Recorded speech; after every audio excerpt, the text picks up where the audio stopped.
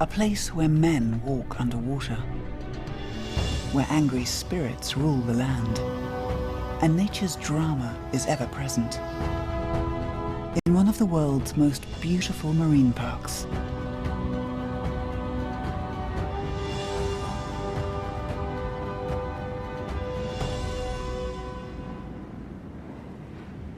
An arc of volcanic islands rises from the heart of Tun Sakaran Marine Park. Local people call these islands the Sleeping Lady. She reclines on her back, facing the clouds. 2.5 million years ago, a volcano erupted here. The crater is now filled with hundreds of different species of fish and coral. Such a variety of marine life exists here that the park has been compared to Australia's Great Barrier Reef, but it's only 1,000th of the size.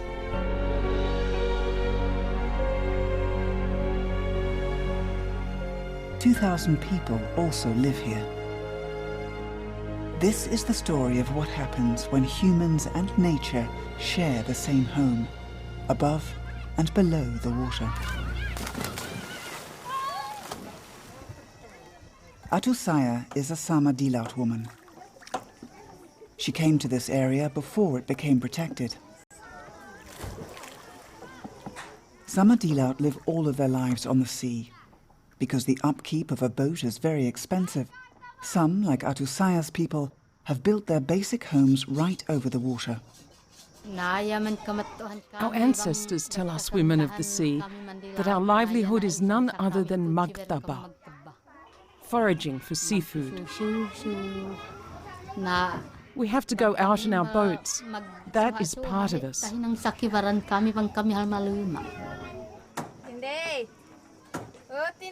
Sama Dilaut do not eat animals from the land. Any sea produce, any types of fish, those are the things we can eat. Big fish too, but we don't eat dolphin. While the women of the sea forage for seafood, the men fish. Sometimes they catch enough fish to sell and can buy things for their homes. But often they struggle to feed their extended families. Since the area has become a marine park, fishing has become a bit of a gamble. Atusaya's husband Yukai and his brother have a simple philosophy. You can never be sure whether you'll get a good or bad catch. It all depends on luck. We'll just float out onto the sea and try our luck. If the fish talk to us, then we'll catch a lot. That's what we hope for. There's plenty of fish out there. Tunsakaran Marine Park is part of the Coral Triangle. More different marine species live in the seas here than anywhere else in the world. The park itself covers 350 square kilometers in Sabah, Malaysian Borneo. Since the area became protected in 2004, many reefs have been closed to fishing and foraging. Sama Dilaut people like Yukai and his brother can still live inside the park as long as they only fish in the legal fishing zones.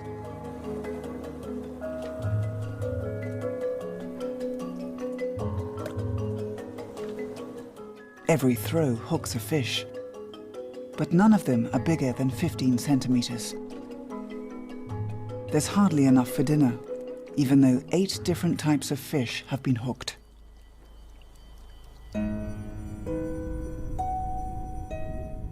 There are more than 250 species of coral and 600 species of fish in the Tun Sakaran Marine Park.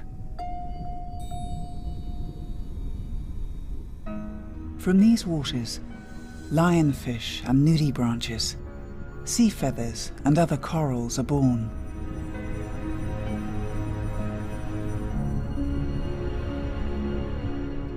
Before the area became protected, marine life was caught indiscriminately. The big fish disappeared, but the incredible diversity remained.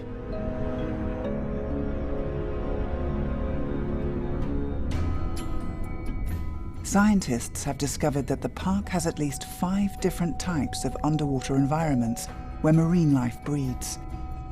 Few places in the world have such a variety of nursery grounds in such a small area. Now these nurseries are completely protected, and the little fish are being given a chance to grow. Big animals do visit. Green turtles come to feed and be cleaned. They line up at cleaning stations where surgeonfish make quick work of parasites attached to their shells. The fish only deal with one customer at a time until the next turtle in line signals time is up.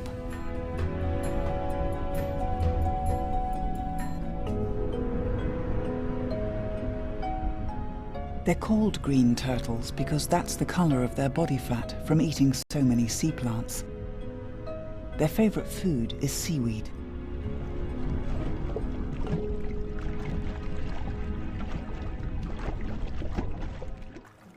But this seaweed is growing in the middle of a shallow reef where the turtles don't often venture. On a seaweed farm, owned by Julamri and his only child, Mezel. Father, do we have to harvest all the seaweed? Yes, we harvest it all. A 200-metre line carries about 600 kilos of fully grown seaweed. How long will it take? Not long. We just have to bring it in. Not long. After that we go home? Yeah. Home for Mezel is a water world on top of a reef that's been specially put aside for seaweed farming.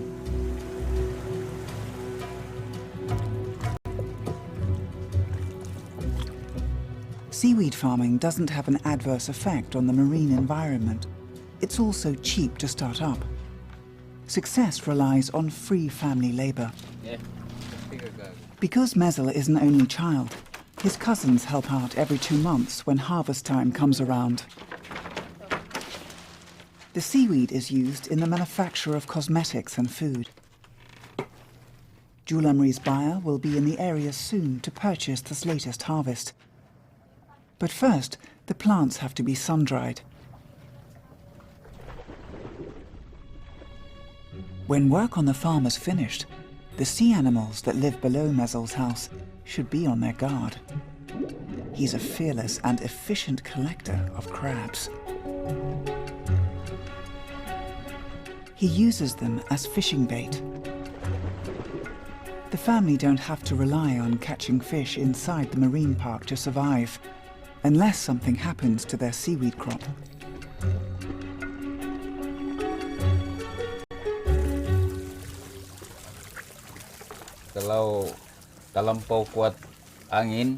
If the wind is very strong, it can damage the seaweed. The big waves will make the ropes spin really fast until they snap. And then the seaweed will drop to the sea floor and be lost. Julamri has harvested before the arrival of the strong winds. But there is another threat. The southeast monsoon is about to bring rain that could delay the seaweed drying process. The imminent monsoon brings opportunity to 13-year-old Mezel. I just kept practicing until I got it right. He makes kites. Mezel has never been to school. He's taught himself basic aerodynamics. He finds kite flying similar to fishing. The power of a monsoon wind, like the pull of a big fish, demands a strong fishing line.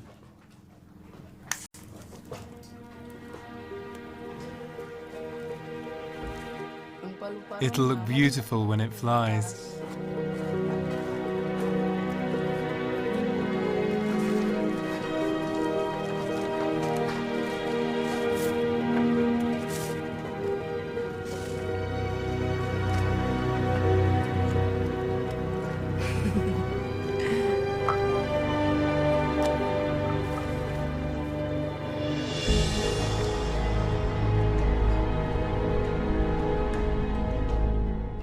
In the deep, beyond the seaweed farms, a female green turtle is looking for company. She is normally a lone traveller.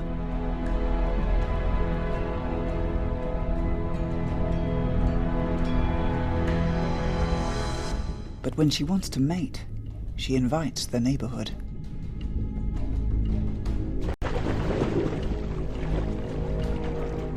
The more partners she can attract, the better.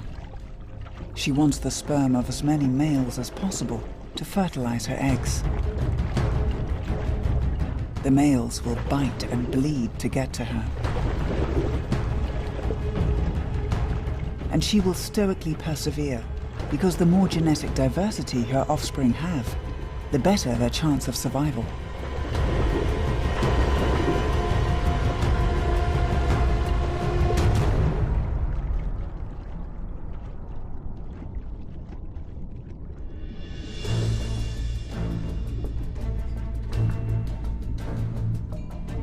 Now a big journey will begin. She will return to the very beach where she was born to lay her eggs. But her beach lies outside of Tun Sakaran Marine Park. To get there, she will travel through deep waters where danger lurks.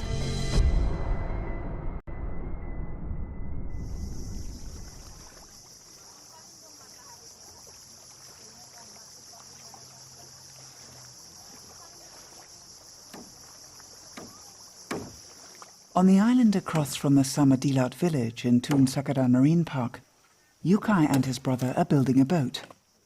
They want to return to the traditional summer deal-out way of life. The restrictions on fishing inside the marine park since 2004 have made it almost impossible to feed their families. We're building a boat this big because we plan to live on it and sail great distances to seek our fortune. We're free to go where there's plenty of seafood that we can collect to eat and sell. The boat will look like this. 15 people will live on it. If we don't have enough cash, we can't complete the boat on time. All our efforts will be futile. I will go Anabar with some others so we can earn some money.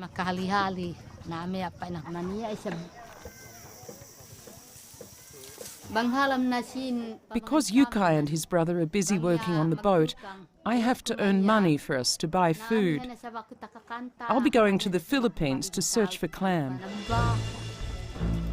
I'll be away on the sea for many tides, probably around 2 weeks.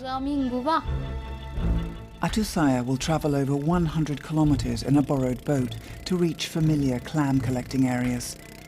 Foraging for clams on the reefs of Tunsakaran Marine Park is now illegal. But this task will expose Atusaya to many risks. There may be strong winds. We may be attacked by pirates. We could even be caught by the Philippine Navy. That makes my husband worry for me while I'm away.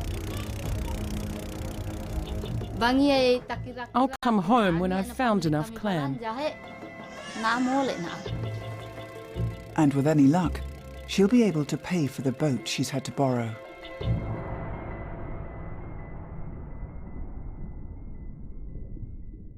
Seven species of giant clam live in the waters of Tun Sakaran Marine Park. They can grow to over 1 meter and live for 100 years. Prized for their meat, many have been collected to near extinction.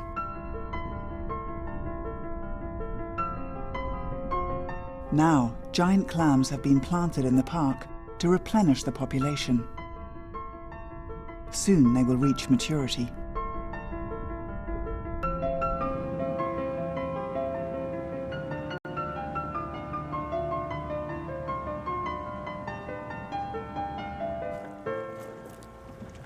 Outside of the marine park, another summer deal-out is trying to survive.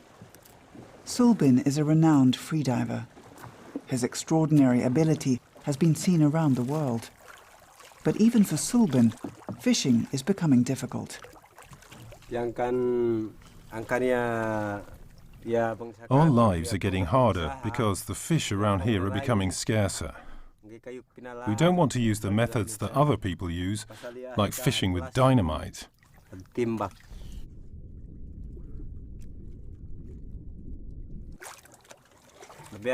We just fish using spears and hooks. And Sulban uses something else. His breath. He will hold it for 2.5 minutes on this dive. Sulban doesn't have to equalize the pressure in his eardrums for a pain-free descent. He ruptured them early in his freediving career and is now partially deaf.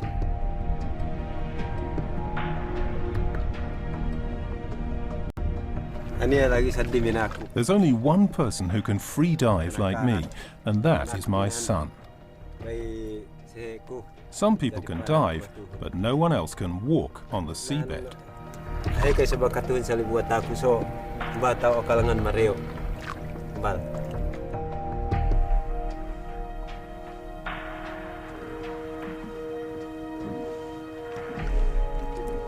So many fish passing through. I have to get closer to the coral. Sulban's success is partly to do with his lean body.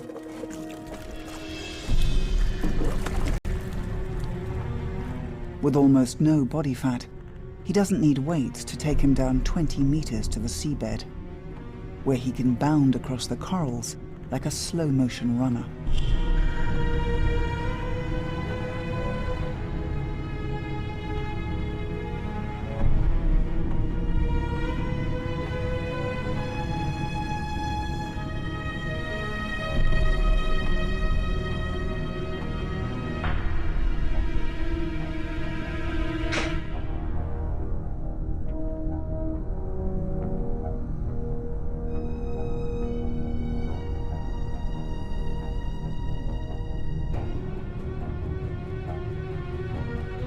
Sulban's fishing grounds are not far from Tun Sakaran Marine Park. One day the marine park may give back the livelihoods it now threatens. If the fish that live in the park are allowed to multiply and grow, they will spill out into the legal fishing zones for people like Sulban to catch.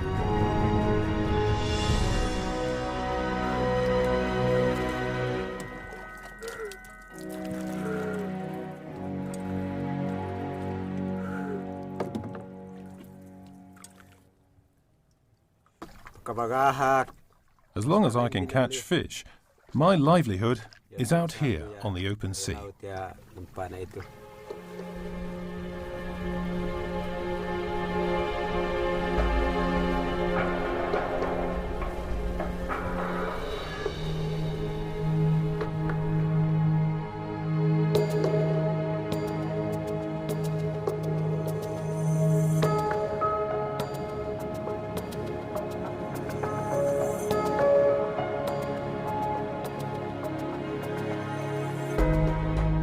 The southeast monsoons bring intermittent cycles of rain and sun to Tun Sakaran Marine Park. At the Seaweed Farm above the reef, Julamri's latest harvest is still hanging out to dry. He's had to pay for some help so the seaweed can be moved when it starts to rain. The window of opportunity to dry the seaweed and deliver it to the buyer is closing fast.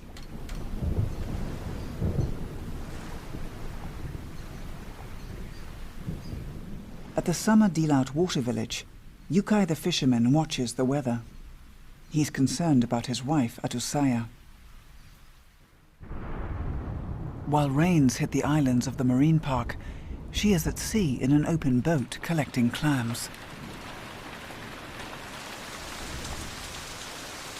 Atusaya has gone to the Philippines, where the tropical storms are much more devastating than here.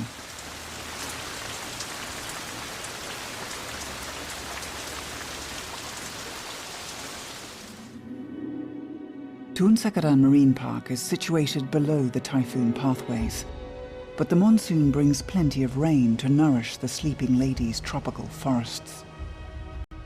And her volcanic past has given rise to rocky nooks and crannies where animals find food and shelter.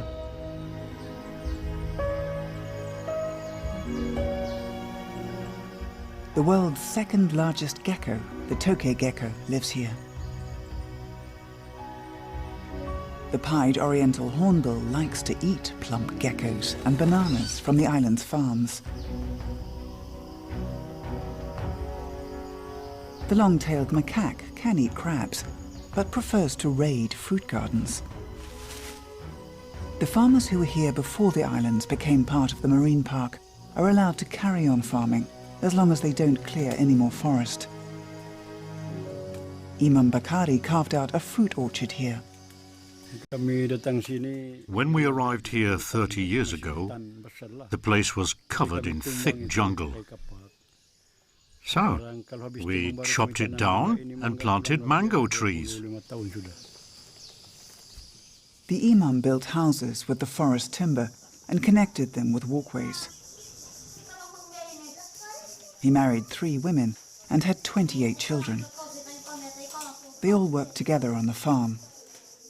Today they prepare paper packets so the Imam can cover the ripening mangoes to protect them from birds and insects.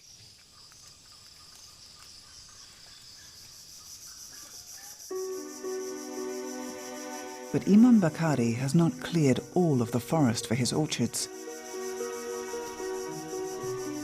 30 years ago, when he first came here, disturbing things began to happen. One day after I was chopping down some trees, a spirit visited my mother in a dream and asked, "Why don't you stop your son from chopping down our trees?" But by then it was too late. A lot of trees were already felled. Nothing could be done about it.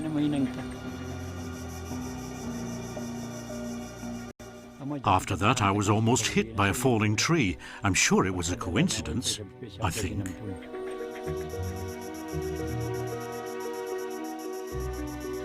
It seems they hide in this big stone. Their home is probably on top of the cliff, and they go back and forth between these two places. The belief in spirits that inhabit trees and rocks is much older than Islam here. Muslim missionaries integrated animist beliefs from these islands with their own Sufi mysticism. The Imam's eldest son is also a believer. The spirit's usually benign, but visitors can do the wrong thing without realizing it. And that's when they can be big trouble. But one man didn't know the rules, and he paid for it. Armstrong's trouble began on the day he walked into the Imam's garden and unwittingly urinated on the rock where the spirit lives. When I came back down, I suddenly had a burning pain in my thigh. The pain was so bad that Armstrong was taken to the nearest hospital, but doctors could find nothing wrong with him. I was still very sick, and when I went home I dreamt 2 women came to me. They asked me why I went to the forest to their rock without permission. In the dream, they said I hadn't informed them that I was coming. Today, Armstrong must return to the rock. The idea fills him with dread.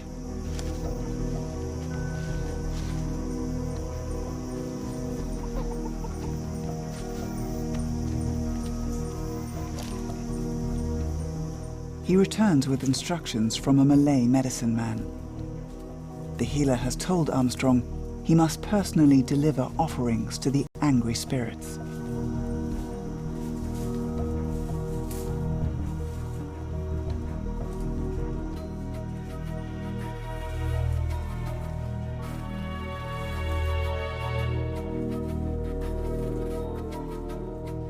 These gifts, a chicken, some colored flags, and saffron rice with egg, must be accepted if Armstrong is to find relief. But the medicine man has been unable to tell Armstrong when this will happen. So now, he must wait for an answer. The leader of these spirits is a woman, and she wants to tempt us to come and join her in her unseen world. If we neglect our own religion, the spirits can lead us to a dark place where we lose our way. That's the real danger that exists for us. Imam Bakari and his family have learned to live peacefully with the island spirits. And Armstrong didn't have to wait long for his answer. When I was sick, I couldn't sleep day and night. It was so painful before I brought the chicken. But now I'm cured.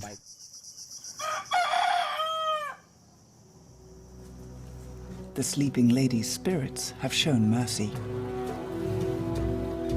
And the sun has shone long enough for Julamri's seaweed to dry. It's now a completely different colour and a tenth of its original size. I've lived out here off and on since I was 11, when I started learning how to farm seaweed. 150 families lease seaweed farms in Tun Sakaran Marine Park. It is one of the only livelihoods that has a future here because it doesn't affect the marine environment, which makes Mezel's prospects quite buoyant. If there's any luck, when Mezel grows up, he can be the big boss. Around 100 kilograms of dried seaweed are packed for transport. Julamri expects to receive the equivalent of around 88 euros or $120 for the crop. This is just a small harvest. Sometimes he can earn double that in a month. His buyer is waiting in the nearby town of Semporna, a 1-hour trip by boat. All of the family will go to buy fresh water and perhaps some little luxuries.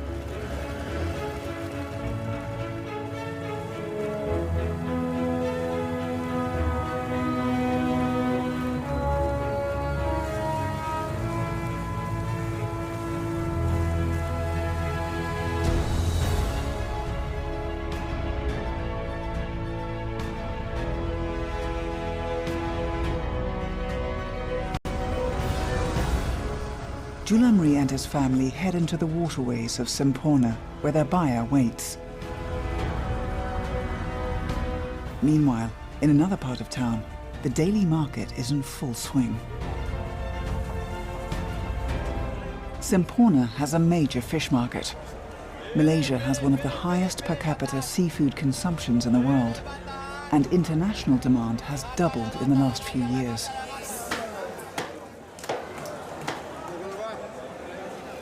It may look like there is plenty here, but the big fish are disappearing from the fishing zones of Southeast Asia. The market wants more than nature can supply.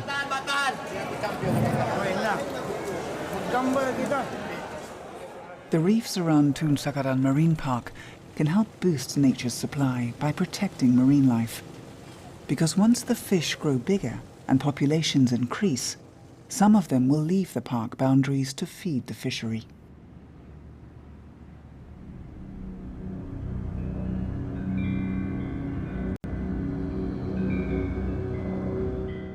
Fish know no borders. Neither do turtles. The female green turtle is on a journey to the beach where she was born to lay her eggs. She's now swimming outside of the marine park, where tuna boats cast their nets. Marine turtles can remain underwater for up to 6 hours when resting, but will use up oxygen within minutes if caught in a fishing net. Men from the tuna boats dive into the net to guard escape holes.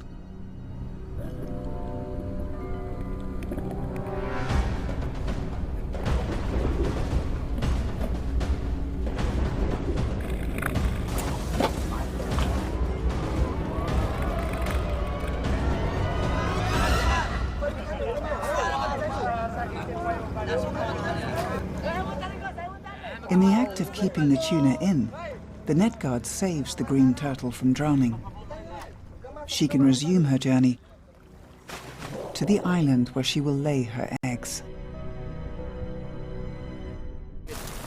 while the skipjack tuna will soon be on their way to Semporna market.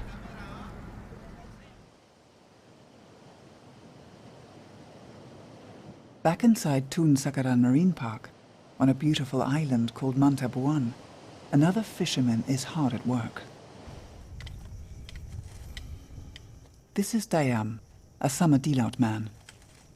He collects plastic washed up on the beach and melts it down to make fishing lures. I was diving on Mantabuan Reef one day and saw an octopus hunt a crab and eat it. I thought maybe I could make a lure that looks just like a crab and catch an octopus with it.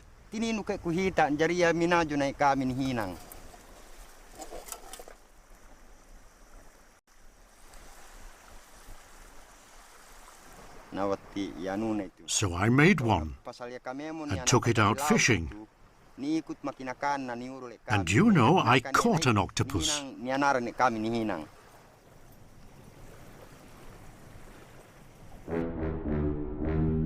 Dayam's lure was very successful on the reefs of Mantabuan, where lots of octopus hide beneath the coral.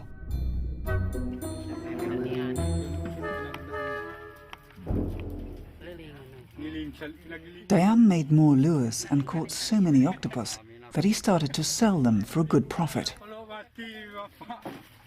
He left the traditional summer deal-out way of living, where he was always on the search for seafood, and he settled on Mantabuan, right next to his supply of octopus.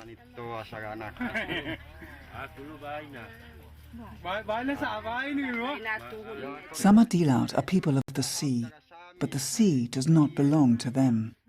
They have no identity papers. Dayam and his relatives were allowed to stay on Mantabuan. Until now. We have to leave the island because it's part of the marine park. We village people can't stay here anymore. Mantabuan Reef has been made a no-fishing zone. Dayam and his close family will go to another island outside of the park. His wife is already concerned about what this means.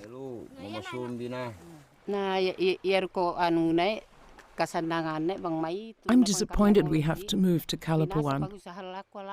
It's too far from the legal fishing zones. It will be hard for Dayam to go out fishing every day. Here on Mantabuan, it's much better. I'll be worried about him because if there's a sudden storm, he won't be able to get to land quickly.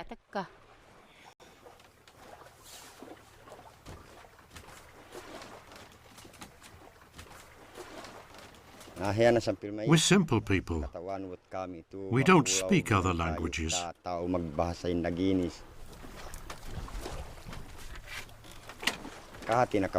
We Sama Dilaut are just looking for happiness and enough to eat.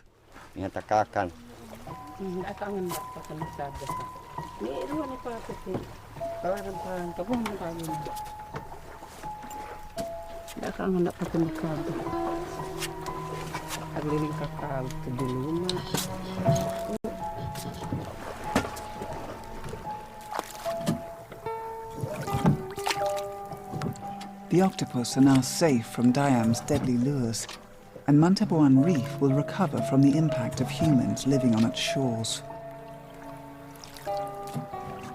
Dayam and his family have lost their sanctuary. Today they leave paradise.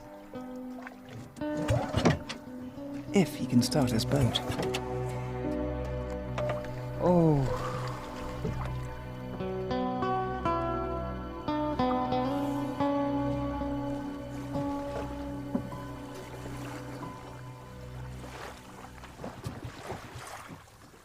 Their destination is 2 hours away.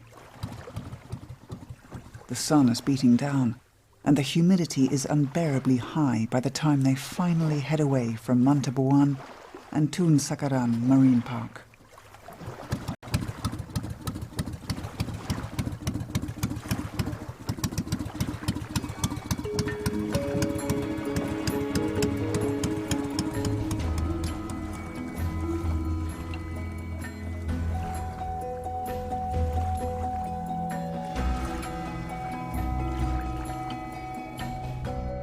Another traveller has almost arrived at her destination. Using the Earth's magnetic field, the green turtle has navigated to the place where she will lay her eggs, the island of Sipadan. She began life as a hatchling here 2 decades ago. Now she returns to drag herself up the beach to build a nest. But not until dark, when the sun's heat won't bake her inside her shell.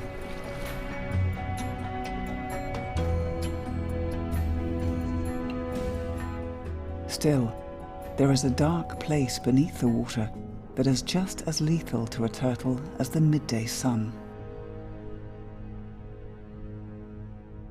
A cave where tired turtles often enter on a journey of no return.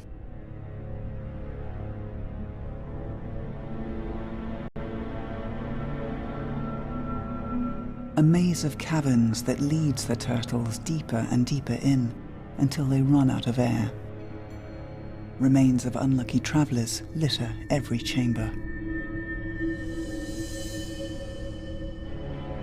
including mothers whose eggs will never hatch.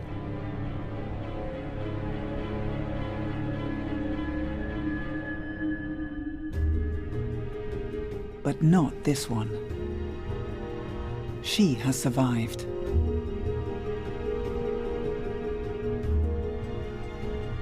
To glide through Sipadan's fish metropolis.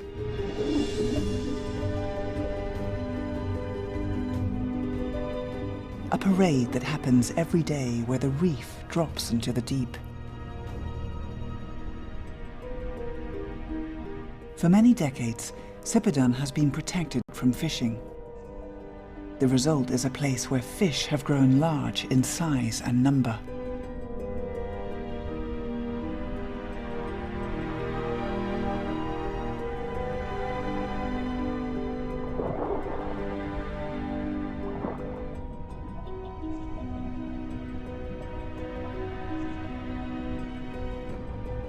This could be a vision of Tun Sakaran Marine Park in the future.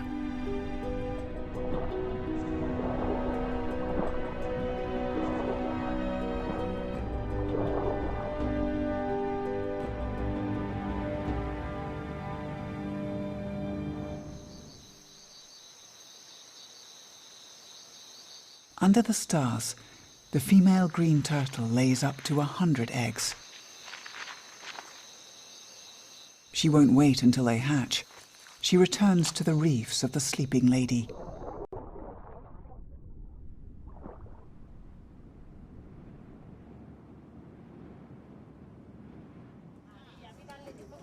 At the Samadilat water village inside Tun Sakaran Marine Park, Atusaya has finally returned to her family. She's been away for 2 weeks, collecting clams in the Philippines. I had to cope with strong winds and heavy rain. And when it didn't rain, I had to bear the heat. And she did it all for this, a bucket of giant clam meat. This is one of Asia's most sought-after delicacies. And being a delicacy, Atusaya and her family will not eat them. After 2 days of drying in the sun, the clam meat will be cleaned for the market.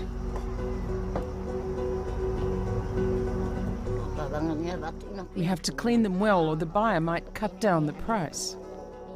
These clams promise a future. They could help Atusaya and her family leave Tun Sakaran Marine Park. The money we'll earn from selling this will keep us surviving while my husband builds the boat. The boat will take them out to the open sea, where they are free to fish wherever they want.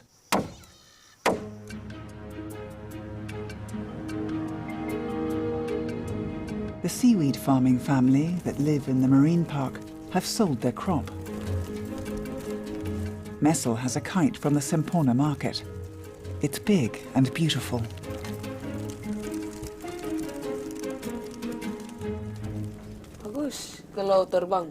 The most important thing about a kite is that it flies well.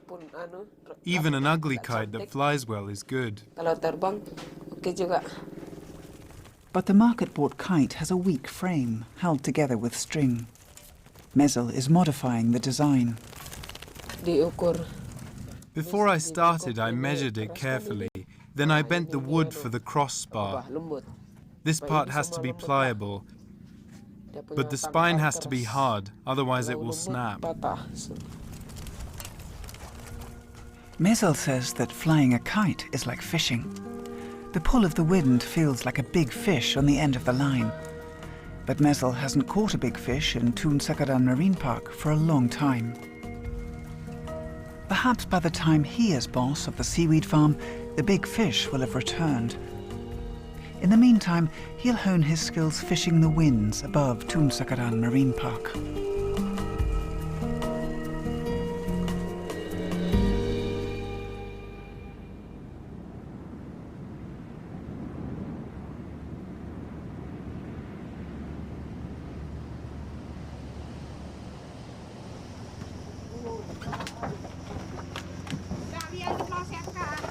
In an open boat, just like the one she travelled all the way to the Philippines in, Atusaya and her husband Yukai set off on the journey to Semporna, where a buyer is already waiting for the dried clams.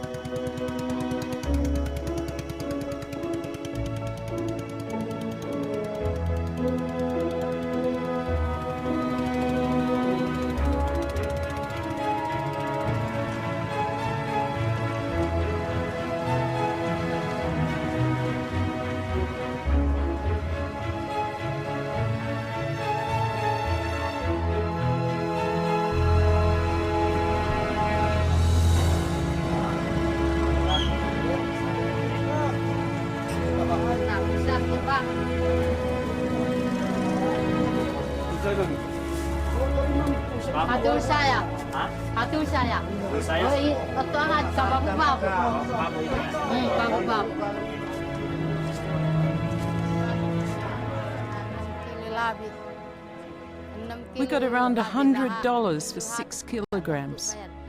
But I had to pay back half of that for the boat we rented. It's good. Even if we had wanted more, that's all we got. We now have some money to spend, and for that we are thankful.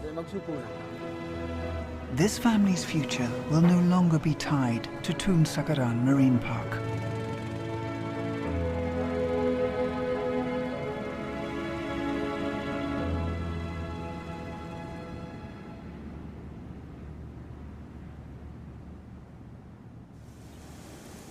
A green turtle's eggs have hatched on the island of Sipadan.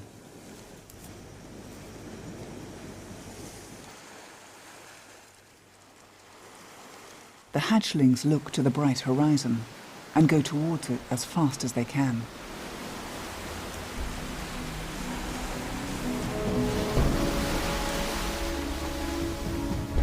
Only a few will reach maturity to swim in the waters of Tun Sakaran Marine Park.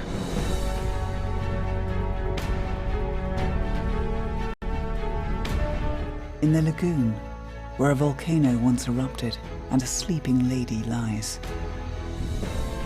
schools of fish are returning, and the giant clams spawn.